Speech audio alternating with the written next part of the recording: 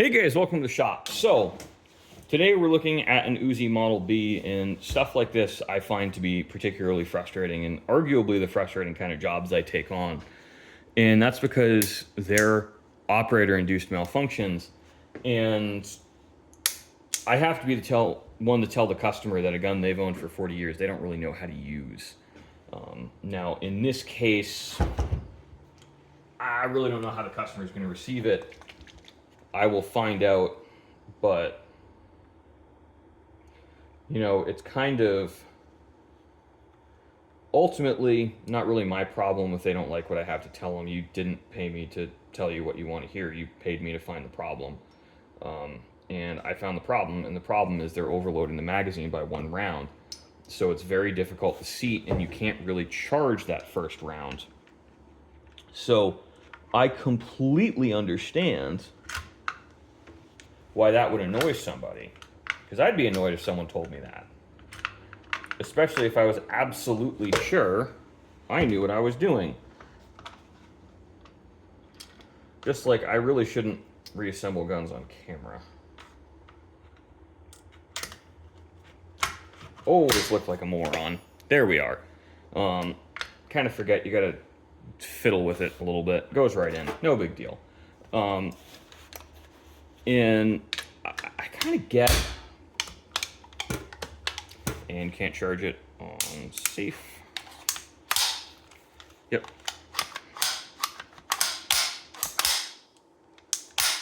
Trigger resets. We're good to go. Yeah, I totally think it's frustrating when people tell you that you're doing something wrong, and that's the real issue here. And as a business owner in a customer-facing position, I don't like telling people that they're the problem, because I can't fix that. And they get annoyed at you, and they're mad at you. So how do you handle that? And I just tell it to them straight. I'm like, hey, I couldn't find any mechanical issues with it. Your 33 round mag was loaded with 32 rounds. So, they fit. This is an issue you see in PMags with some really inexperienced shooters. But telling customers that, it's also a fine line between telling it to them straight and saying, hey, I think this is a operator-induced malfunction, just don't load the mag with 33 rounds, and you're good to go.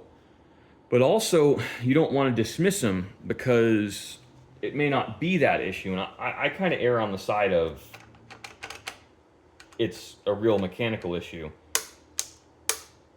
I also think the way the trigger mechanism in these is really cool, because it just drops the bar and you've got that strikers here. It's a really clever way to convert an open bolt gun to semi-auto close bolt without hugely redesigning it. But in this case, I made an error and leaned too much on it's got to be a problem with the gun, and it wasn't. It was 100% a problem with the shooter. And that's really tough, because again, how do you tell a shooter, and this is a huge problem, especially with older men, they tie a tremendous amount of their self-worth and emotional value to how well they can do something. And shooting is seen as this macho thing, and I'm a real man because I can shoot great, I can shoot my big gun, shoot great, rah! And I kind of get where people are coming from. I think it's really fun to shoot stuff, but I think it's also kind of dumb to try and tie your value to that too much, because someone's always going to shoot better to you. So why don't you just tie your emotional self-worth to just being a good person? But, that's a separate issue. We're just looking at the gun today. So I'm not entirely sure how this customer is going to take it. I told him briefly on the phone, I think your issue is the magazines were overloaded. There's 33 rounds in a 32 round mag. And, it happens. It's not a big deal, and that explains the intermittent nature of the issue, but I had assumed it was something to do with a magazine catch, and it was a magazine-related malfunction.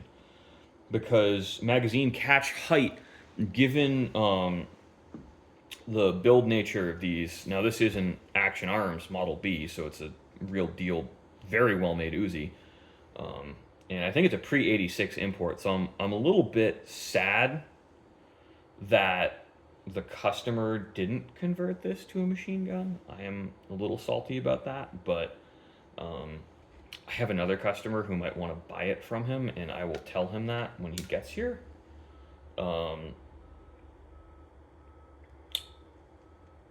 We'll have that talk, because he's just like, oh, 80s action movie, and I totally get that.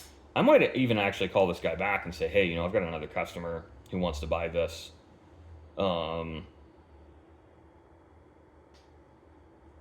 you want to talk? And maybe he'll sell it. Maybe he won't. I don't know how to deal with that, but we'll figure it out. And if not, you know, not the end of the world. I'll always find my customer another Uzi. So thanks for watching, guys. I hope you enjoyed this relatively brief video looking at some of the more interesting sides of the firearms business.